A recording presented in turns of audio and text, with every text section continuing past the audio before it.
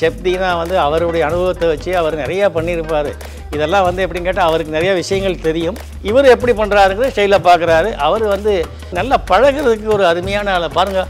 அந்த சிரிப்பு, அந்த சிரிச்சாலேயே அந்த ஆனந்தமாக இருக்குது. இப்போ பறக்கிற அப்படி போட்டேன் என்ன, வாய் விட்டு சிரித்தா நோய் விட்டு போகும்போது நல்லா சிரிங்க, நல்லா சாப்பிடுங்க, அழகாக இருங்க, ஆனந்தப்படுங்க.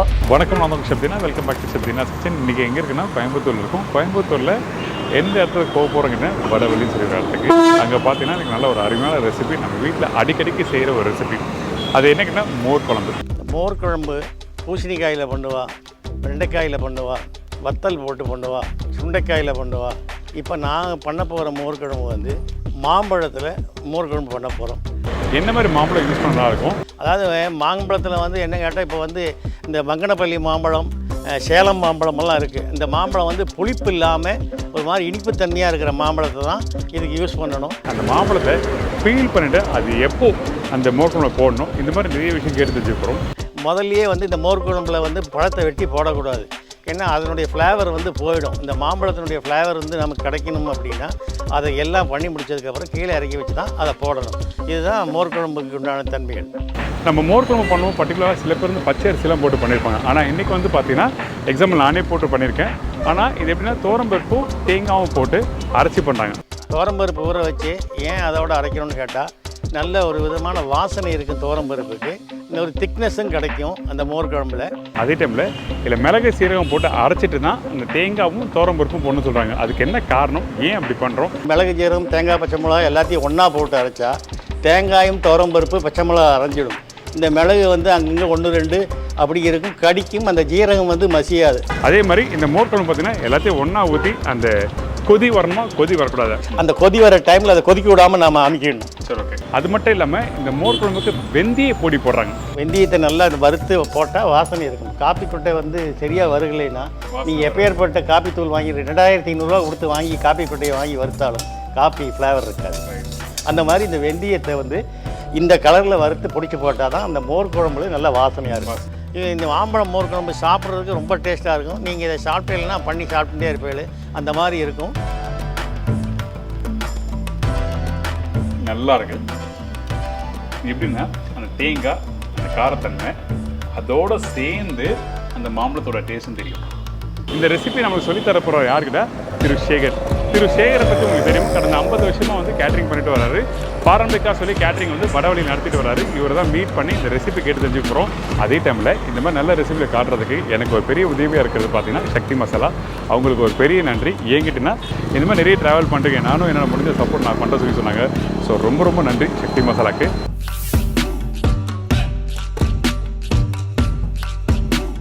சார் வணக்கம். சார் வணக்கம். எப்படி இருக்கீங்க? சௌக்கியமாக இருக்கேன். நல்ல விஷயம், ரொம்ப சந்தோஷம். இப்போ இந்த பண்ணுற மோர் குழம்பு எத்தனை பேர் சாப்பிடலாம்? இப்போ இந்த நான் வந்து 1 லிட்டரு பாலை வந்து உரக்க ஊற்றி தயிர் எடுத்து வச்சுருக்கேன். இந்த மோர் குழம்பு வந்து நல்லா வெறும் மோர் குழம்பு சாதம் மட்டும் பசங்க சாப்பிட்றவங்களுக்கு 10 பேருக்கு இது தேவையான மோர் குழம்பு இது. சரி, ஓகே. இப்போ ஃபஸ்ட் நம்ம என்ன பண்ண போகிறோம்? ஃபஸ்ட்டு வந்து நம்ம வெந்தயம், மிளகு ஜீரகத்தை வறுக்க போகிறோம். சரி, ஓகே. இப்போ இந்த ரெசிபிக்கு தேவையான பொருட்கள் சொல்கிறீங்களா எங்களுக்கு? மோர் குழம்பு செய்வதற்கு தேவையான பொருட்கள்: தயிர் 1 லிட்டர், மாம்பழம் 2 மாம்பழம் 1/2 கிலோ, பங்கனப்பள்ளி மாம்பழம் 500 கிராம், துவரம்பருப்பு 1 தேங்காய் துருவியது, பச்சை மிளகாய் 15 பச்சை மிளகாய், மஞ்சத்தூள் 2 டேபிள் ஸ்பூன், ஜீரகப்பொடி 2 டேபிள் ஸ்பூன், மிளகுத்தூள் 2 டேபிள் ஸ்பூன், பெருங்காயத்தூள் தேவையான அளவு, வெந்தயம் ஒரு 2 டேபிள் ஸ்பூன், தாளிப்பதற்கு கடுகு 2 டேபிள் ஸ்பூன், உப்பு தேவையான அளவு, தேங்காய் எண்ணெய் 1 கரண்டி, ஒரு 25 ml. தேவையான பொருட்கள் சொல்லிட்டீங்க. ஆமாம், அது பண்ணிடலாமா? பண்ணிடலாம். ஓகே. ஸோ வெந்தயம், மிளகு சீரகம் வறுத்து தான் பண்ணணுமா? இல்லை, மிளகு ஜீரகம் பச்சையாக தான் போடுவோம். ஓகே. வெந்தயம் மட்டும் வறுத்தா தான் அந்த பச்சை வாசனை இல்லாமல் நல்ல வாசனையாக இருக்கும். சரி, ஓகே. இந்தாங்க வெந்தயம். அந்த வெந்தயம் சொல்லும் போது என்ன பண்ணுவோம்னா நான் தாளிப்பில் போட்டு கம்ப்ளீட் பண்ணிடுவேன். ஆனால் நீங்கள் எதுக்காக வறுத்து போடுறீங்க, என்ன காரணம்? அது வாசனை ஒன்று, அது எப்போ யூஸ் பண்ணுவோம் கரெக்டாக? அதாவது என்ன கேட்டால் இந்த மோர் குழம்பு பண்ணி இறக்கி வச்சதுக்கப்புறம் கடைசியாக இந்த மேலே இந்த பொடியை தூவணும். ஓகே. இந்த வெந்தயத்தில் வந்து என்ன கேட்டால் உடம்புக்கு குளிர்ச்சி. 2வது சுகர் இருந்ததுன்னா சர்க்கரையை நல்லா கட்டுப்படுத்தும். தினமும் 1 ஸ்பூன் வந்து வெந்தயத்தை வந்து காலம்பரை நீங்கள் ராத்திரி ஊற வச்சு வெறும் வயிற்றில் அந்த வெந்தயத்தை நல்லா மென்று சாப்பிட்டா உங்களுக்கு வந்து இந்த சர்க்கரையெல்லாம் கட்டுப்படுத்தும். வெந்தயத்தில் கொஞ்சம் எண்ணெய் போட்டு வச்சுருக்கீங்களா? எண்ணெய் போட்டிருக்கு, பரவாயில்ல, அதனால ஒன்றும் இல்லை. வெந்தயம் போட்டிருக்கு. இப்போ பாருங்கள், இதை வந்து நல்லா சிவப்பாக வறுக்க போகிறோம். சரி, ஓகே. இது சிவப்பாக வறுத்ததுக்கப்புறம் இதை எடுத்து பொடிக்கிறதுக்கு வச்சு கொடுத்துடலாம். ஓகே. இந்த மாதிரி வெந்தயத்தை வறுத்தோம், இது வந்து எடுத்து வச்சுக்கலாம்ல. இந்த வறுத்து பொடிச்சு வச்சுருந்தா இந்த வெந்தய பொடி நீங்கள் வருஷம் வேணாலும் கிடாது. ஒரு வருஷம் வரைக்கும் நம்ம வச்சுருக்கலாம், யூஸ் பண்ணலாம். வறுத்து எடுத்து வைக்கணும். ஆனால் ஓகே, அது மட்டும் இல்லை, வேறு எதுனா ப்ரிப்பரேஷன் தேவைப்படாத நீங்கள் யூஸ் பண்ணிக்கலாம். நீங்கள் வந்து இந்த வெந்தய பொடி வந்து வத்த குழம்புக்கு போடலாம், ஊறுகாய்க்கு போடலாம், மிஞ்சி புளிக்கு போடலாம், எல்லாத்துக்குமே இந்த வெந்தயத்தை யூஸ் பண்ணிக்கலாம். மோர் குழம்புக்கு மட்டும்தான் வேணுங்கிறது இல்லை. நீங்கள் இப்போ சாம்பாரே நாளைக்கு பண்ணால் கூட சாம்பாரில் மசாலில் வந்து வெந்தயம் போட்டு வறுக்காமல் வெறும் வெந்தய பொடியை கூட போடலாம் தேவைப்பட்டால். ஆனால் இது வந்து உடம்புக்கு நல்ல குளிர்ச்சியான ஒரு பொருள். இதை வந்து நீங்கள் வறுக்கிறத பாருங்கள். நான் வறுத்து எப்படி ரொம்ப கற்கவும் கூடாது, ரொம்பவும் வந்து பச்சையாக இருக்கக்கூடாது. இந்த காப்பி கொட்டை எப்படி வறுப்போ அந்த கலரில் இதை வறுக்கணும். ஓகே. அதாவது ரொம்ப வந்து போட்டு உடனே சூடு ஒன்று எடுத்தால் அந்த பச்சையில் வந்து ஒரு பதமான பசபசப்பு இருக்குது. அந்த பசபசப்பு இருக்காது வறுத்து எடுத்தால். இல்லைன்னா இது ஒரு கொழுப்புத்தன்மை இருக்கும் இதில். ஆமாம், ரைட். தண்ணியில் ஊற வச்சா ஒரு 2 நாள் கழிச்சு பார்த்தீங்கன்னா அது நல்லா அது வந்து ஒரே பசவாக இருக்கும், கொழுன்னு இருக்கும். அது அப்படி தான். அது சர்க்கரைக்கு இருக்கிறவாளுக்கு, சர்க்கரை சுகருக்கு பேஷண்ட், டயபிட்டிஸ் பேஷண்ட்க்கெல்லாம் அந்த வழுவழுப்பு தண்ணியோடு குடித்தா தான் சுகர்லாம் வந்து கட்டுப்படுத்தும். ஓகே. இது மாதிரி நம்ம அந்த குழம்புக்கு அதுக்கு போடுறதுக்கு இதுக்கு போடுறதுக்கெல்லாம் எப்படின்னு கேட்டீங்கன்னா இந்த மாதிரி வறுத்து நல்லா ஒரு பேப்பரில் போட்டு சூடாகினதுக்கப்புறம் பொடிச்சு வச்சுட்டா நல்லா அந்த மோர் குழம்பு கடைசியாக இறக்கி வச்சுட்டு போட்டால் நல்லா வாசனையாக இருக்கும். நல்லா நம்மளுக்கு வெந்தயத்துக்கு எப்போவுமே ஒரு நல்ல மனம் உண்டு. இங்கே வறுத்தா நீங்கள் இருந்து அங்கேருந்து பக்கத்தாத்துக்கு கண்டிப்பாக இது தெரியும். ஓ, வெந்தயம் வறுந்துருக்கா போல இருக்குது, என்னவோ வாசனை இருக்குதுன்னு தெரியும். அதனால இந்த வெந்தயத்தை வறுக்கிறேன். ஃபஸ்ட்டு லைட்டாக வந்து வாசனைக்கும் இப்போ நல்லா வறுத்து கலர் மாற டைமில் அதாவது கொஞ்சம் நல்லா டார்க் ப்ரௌனாக வந்துருக்கு. இந்த மாதிரி டைமில் நல்லா இன்னும் வாசனை நல்லா வருது. இப்போ இது பொடி பண்ணிட்டு காமிக்கிறோம். அதே டைமில் வேறு எதுவும் அரைக்கணுமா?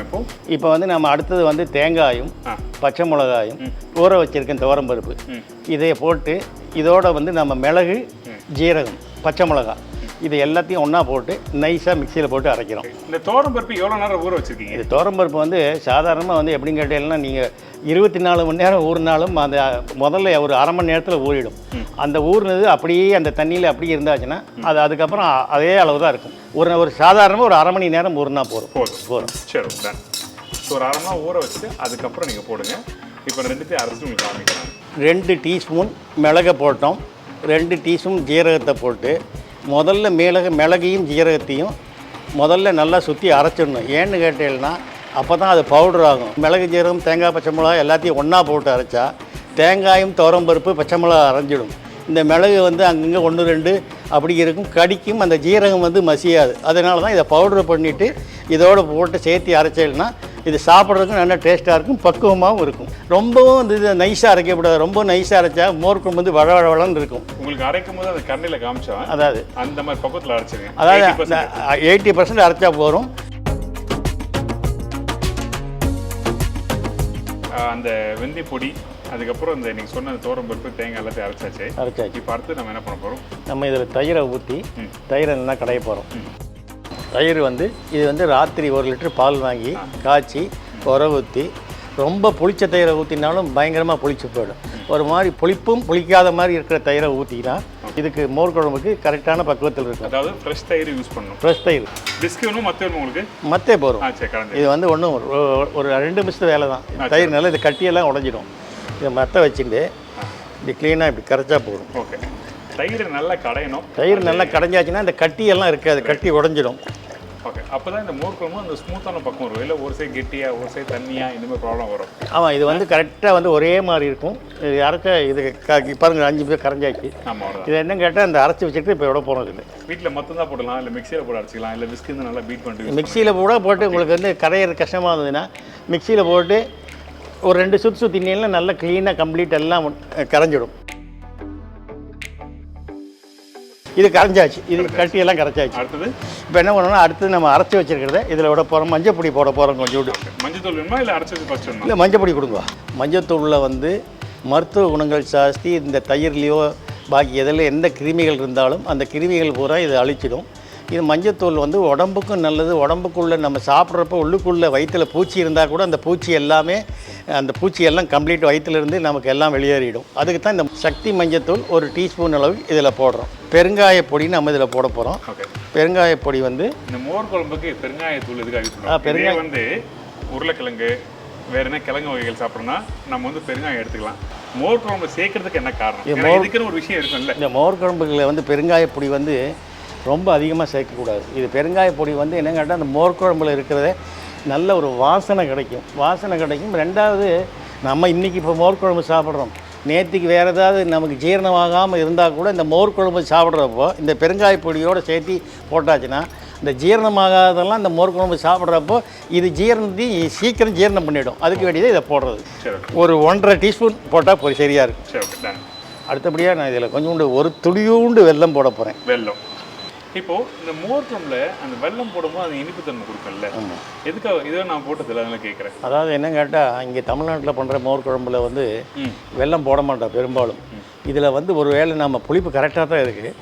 இந்த புளிப்பு வந்து அதிகமாக இருந்தாலும் இந்த வெல்லம் போட்டாச்சுன்னா அந்த புளிப்பினுடைய தன்மையை இதை கட்டுப்படுத்தும்.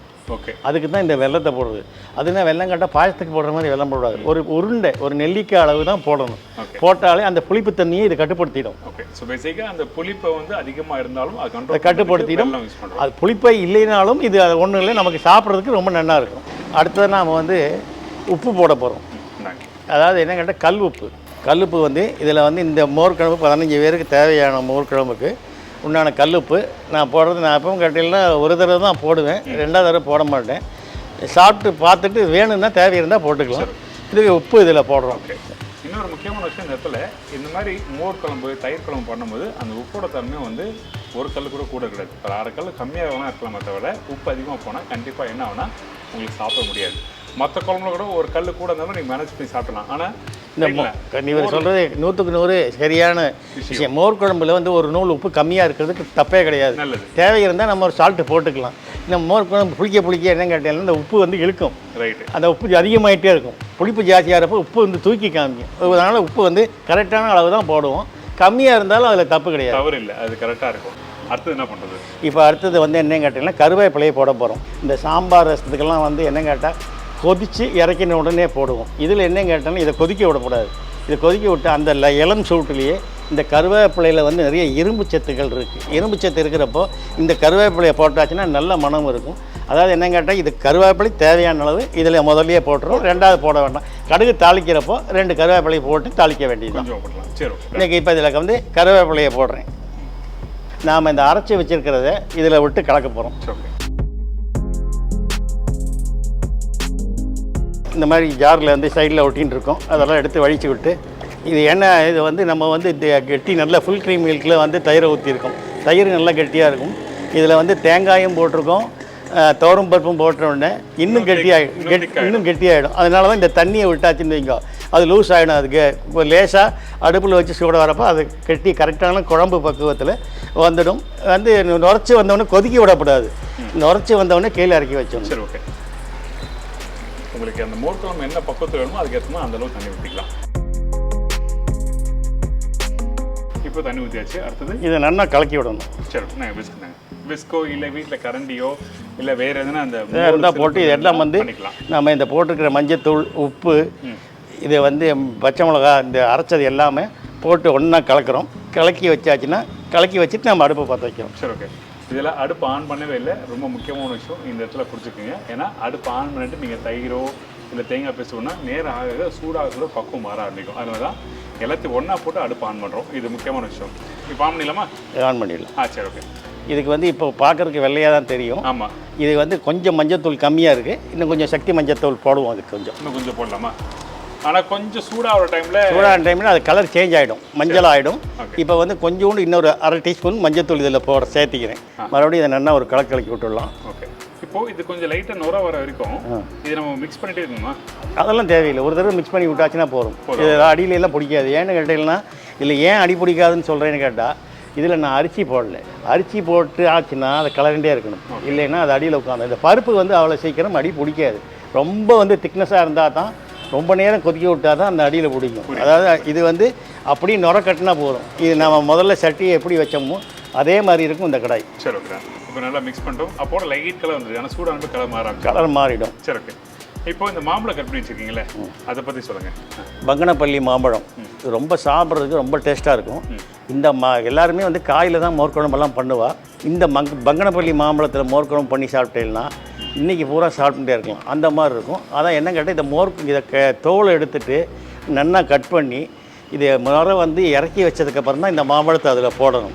ஏன்னா மாம்பழத்தை வந்து முதல்லையே போட்டு வேக வச்சோம்னா அதனுடைய தன்மை மாறி போயிடும், மசிய ஆரம்பிச்சிடும். அந்த மாம்பழத்தோட அந்த புளிப்பு தன்மையோ இனிப்பு தன்மையோ தெரிய ஆரம்பிச்சிடும். இதை என்ன கேட்டால் இது வந்து இப்போ வந்து இந்த மாம்பழத்தை வந்து இதில் வந்து இனிப்பும் புளிப்பும் கலந்துருக்கும். ஆனால் கேட்டால் புளிப்பு அதிகமாக இருக்காது, இனிப்பு தான் இருக்கும், ஒரு லைட்டான புளிப்பு இருக்கும். பங்கனப்பள்ளி மாம்பழம் தான் போடணுங்கிறது இல்லை, சேந்தூர் மாம்பழம் போடலாம், கிளிமுக்கு மாம்பழம் போடலாம், அவாவா சௌரியத்துக்கு அந்த மாதிரி எந்த மாதிரி மாம்பழம் வேண்டாலும் இதில் போடலாம், போட்டு சாப்பிடலாம். சாப்பிட்றதுக்கு ரொம்ப நல்லா இருக்கும். அது மட்டும் சீசன் இதுதான் டைம். இது வந்து இப்போ வந்து மாம்பழ சீசன் வந்து இப்போ தான் வர ஆரம்பிச்சிருக்கு.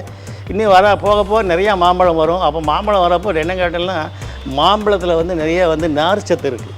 இந்த நார்ச்சத்து வந்து எப்படின்னு கேட்டிங்கன்னா உடம்புக்கு வந்து கை கால் எலும்பு குடைச்சல், அதாவது நமக்கு வந்து மோஷன் ப்ராப்ளம் இருந்ததுன்னா அதுக்கெல்லாம் அதெல்லாம் கிளியராக போகும். மாம்பழத்தை வந்து தினம் ஒரு மாம்பழம் இந்த சீசனில் தாராளமாக 2 மாம்பழம் 3 மாம்பழம் சாப்பிட்லாம்.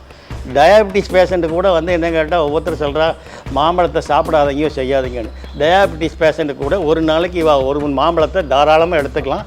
இந்த மாம்பழத்தினால எந்த விதமான எஃபெக்ட் ஆகாது.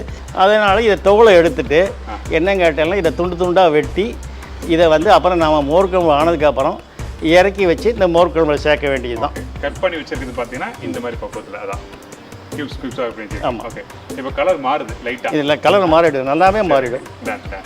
நம்ம லேசாக எல்லா பக்கமும் ஒரே மாதிரி இருக்கணுங்கிறதுனால லேசாக நம்ம ஒரு கலர்றோம் இதை. ஓகே, ஆனால் திரிஞ்செல்லாம் போகாது, இது பிரியாது. ஏன்னு கேட்டீங்கன்னா கொதிச்சா தான் தெரியும். இது கொதிச்சதுன்னா ஏன் தெரியறது காரணம் என்ன கேட்டீங்கன்னா இது வந்து வெண்ணெய் எடுக்காத தயிர்.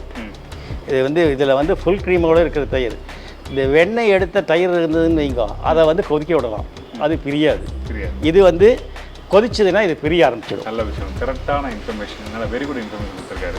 இப்போது இந்த மோர் குழம்பு கொஞ்சம் லைட்டாக அந்த நுரை தள்ளிட்டு வருது, கொதிக்கலை, திருப்பி நல்லா போடுங்க, அந்த நுரை தள்ளிட்டு வருது. அந்த நுரை வரணும் பாருங்கள், அப்படியே நுரை வந்து அப்படி வருது, இந்த நுரை வந்து. ஸோ அதனால் ஆகட்டும், அதுக்கப்புறம் எப்போ மாம்பழம் போடுறோம்னு சொல்லி பார்க்கலாம். இப்போ பாருங்க, இந்த மோர் குழம்பு ரெடி ஆயாச்சு, நல்லா நுரைச்சி வந்தாச்சு. இப்போ நான் வந்து இந்த ஸ்டவ் ஆஃப் பண்ண போகிறேன். சரி, ஓகே. நல்லா அப்படி லைட்டாக அப்படி பொறியுமா வர அந்த அளவு வரல கடலில் அந்த மாதிரி வந்தால் என்ன கேட்டாலும் கொதி வரல. இப்போ கொதி வர டைம் அது, அந்த கொதி வர டைமில் அதை கொதிக்க விடாமல் நம்ம அமைக்கிடணும். சரி, ஓகே. இப்போ என்ன கேட்டீங்கன்னா இதை வந்து இப்போ வந்து இதில் வந்து நான் அந்த வெட்டி வச்சிருக்கிற மாம்பழத்தை இதில் போட போகிறோம். ஸோ கட் பண்ணி வச்சுருக்கேன் அந்த கட் பண்ணி வச்சிருக்கிற இந்த மாம்பழத்தை வந்து இதில் நம்ம போடுறோம். இப்போது இந்த மாம்பழம் போட்டிருக்கோம்ல, இது மாதிரி போட்ட பிறகு இந்த மோர் குழம்பு இப்போ காலைல ஒரு 10 மணி செய்யணும்னா நைட்டு வரைக்கும் சாப்பிடலாமா? இந்த மோர் குழம்பு நீங்கள் காலம்பரை பண்ணிங்கன்னா ராத்திரி வரைக்கும் வச்சுக்கலாம், சாப்பிட்லாம். இது அதே ஏன்டா புளிக்காது, மறுபடியும் இதில் வந்து புளிப்பு ஏறாது. இது அடுப்பில் வச்சு சூடு பண்ணியாச்சுன்னா முதல்ல எந்த புளிப்பு இருந்ததோ அதே புளிப்பு தான் ராத்திரி வரைக்கும். இப்போ நம்ம தாளி போடுவோம், தாளி போட்டோடனே இதை சாப்பிட்டா இந்த மாம்பழத்தினுடைய ஃப்ளேவரும் அந்த தயிரினுடைய இதுவும் வெந்தயம் மிளகு ஜீரகத்தினுடைய இதெல்லாம் வந்து சாப்பிட்டா ஆனந்தமாக இருக்கும். ஆனால் என்ன கேட்டால் நமக்கு சாப்பிட்றதுக்கு வந்து வயிறு வேணும். இந்த இடத்துல இந்த மோர் குழம்புக்கு தேங்காய் எண்ணெய் மஸ்ட்டு, அதனால தேங்காய் எண்ணெய் தெளிவாக சொல்கிறேன். ஏன்னா தேங்காய் எண்ணெய் கடுகும் கொஞ்சம் பச்சை கிழங்கு தாளிச்சுட்டு உங்களுக்கு காமிக்கிறேன்.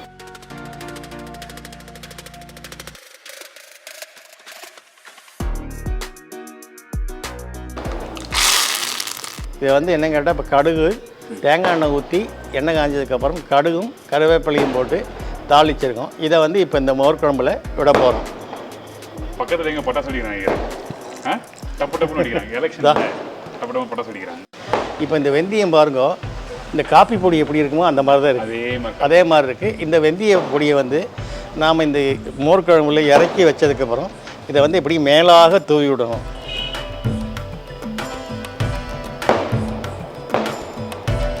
கிட்டத்தட்ட அவர் சொல்கிற மாதிரி அந்த காஃபி பவுடர் அந்த மாதிரி அந்த ஒரு இதுதான். நீங்கள் நிறைய பேர் வெந்தயம் வறுக்கிறது நான் பார்த்துருக்கேன்.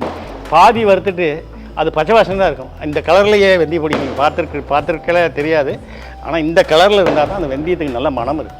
இதை வந்து இப்போ நல்லா கலக்கி விட வேண்டியதுதான். அந்த மாம்பழம் அந்த தயிர் தேங்காய் தோரம்பருப்பு எல்லாம் போட்டு அரைச்சி வெந்தய பொடி பெருங்காயப்பொடி கடுகு தேங்காய் எண்ணெய் எல்லாமே போட்டு இந்த அருமையான ஒரு மோர் குழம்பு ரெடி ஆயாச்சு. இதை வந்து இப்போ வந்து டேஸ்ட்டுக்கு வந்து நம்ம செத்தினா தான் கரெக்டாக சொல்லுவார். இந்த புளிப்பு அந்த காரம், ஆஹா அந்த இனிப்பு, அந்த துவர்ப்பு இதெல்லாம் சேர்த்தி சாப்பிட்றப்போ ஒரு விதமான ஆனந்தமாக இருந்தது அப்படின்னு உள்ளுக்குள்ளேருந்து வரணும். இதெல்லாம் என்ன கேட்டீங்கன்னா மனசார, அதாவது வயிறார சாப்பிட்டு மனசார வாழ்த்தணும். அதனால் இவர் இப்போ சாப்பிட்டுட்டு எப்படி இருக்குன்னு சொல்லுவார். நான் சொன்னதெல்லாம் நீங்கள் வந்து கரெக்டாக நோட் பண்ணிவிட்டு இதே மாதிரி நீங்கள் பண்ணி சாப்பிடுங்க. இப்போ வந்து இதில் கொத்தமல்லி தழை நாம் போட்டுடுறோம். அந்த மோர் குழம்புல, அந்த எல்லோ கலர் வந்திருக்க மோர் குழம்புல அந்த கொத்தமல்லி பார்க்கும்போது ரொம்ப சூப்பராக இருக்குது. ஆமாம், இது எப்படி இருக்குங்கிறது நான் இப்போ உங்களுக்கு டேஸ்ட் தரேன். நீங்கள் டேஸ்ட் பார்த்து கண்டிப்பாக சொல்லுங்கள். அந்த மாம்பழம், அந்த கட் அந்த பண்ணி மாசம் மாம்பழம், ஆமாம், அது எப்படின்னா இது குழஞ்சி போகிற மாதிரி குக் பண்ணல, நம்ம ஏன்னா குக் பண்ணல, அது அப்படியே போட்டது. அந்த கேக்கை வந்து ஸ்லைஸ் பண்ணால் எப்படி இருக்கும் அந்த மாதிரி தான் பக்கத்தில் கட் பண்ணும்போது ஒரு சின்ன ஸ்பூன் வச்சு கட் பண்ணும்போது உங்களுக்கு தெரியும். ஓகே, இப்போ அந்த மாம்பழத்தோடு அது சாப்பிட்டு பார்க்கலாம்.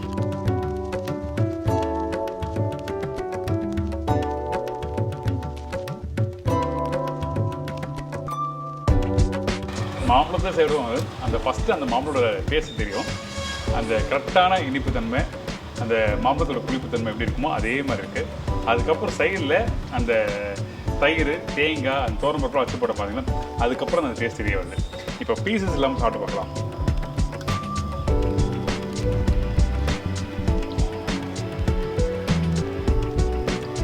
நல்லா இருக்கு. எப்படின்னா அந்த தேங்காய், அந்த காரத்தன்மை அதோடு சேர்ந்து அந்த மாம்பழத்தோட டேஸ்ட்டும் தெரியும். பொதுவாக வந்து நம்ம எதனா ஒரு ரெசிபி பண்ணுறோம், ஒரு வேறு என்ன காய்கறி வச்சு பண்ணுறோம், இல்லை வேறு என்ன பொடி வச்சு பண்ணுறோன்னா முதல் டேஸ்ட்டு புளிப்பு, காரம், அதுக்கப்புறம் தான் அந்த முக்கியமான இன்க்ரீடியன்ஸோட டேஸ்ட்டாக இருக்கும். ஆனால் இது ஒரு ஸ்பூன் எடுத்து சாப்பிடும்போது எல்லாமே சேர்ந்து ஒரே ஈவனாக இருக்கும். அந்த மாம்பழத்தோட அந்த டேஸ்ட்டும் அப்படியே நல்லாயிருக்கு. ரொம்ப காரம் இல்லை, ஒரு மைல்டான ஒரு காரம், அந்த பச்சை மிளகா காரம் தெரியுது.